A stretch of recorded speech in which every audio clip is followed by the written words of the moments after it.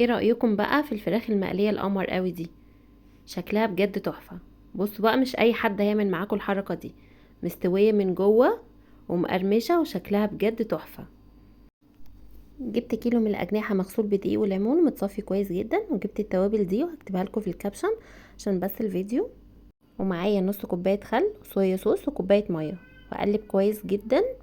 وهقلب فيهم على طول الأجنحة بتاعتي، وهسيبها في التلاجة على الأقل ساعة.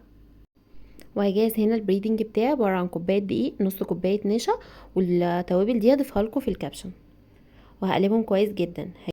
هنا هطلعها من التلاجة واضيفها في البريدنج بتاعي، واقلب حوالي 10 مرات كويس جدا. وبعدين هضيفها في المية الساقعة، مية عندي فيها تلج، ساقعة وفيها تلج بالطريقة دي. وهرجع تاني اضيفها في البريدنج بتاعي، واقلب تاني عشان تعمل طبقة كويسة جدا وتكون مقرمشة بالشكل ده.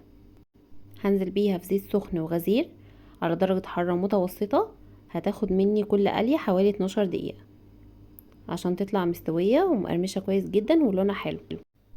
ممكن كمان تعملي فراخ بنفس الطريقة دي، بصوا تطلع معاكم مستوية ولونها حلو جدا، وبجد طعمها تحفة.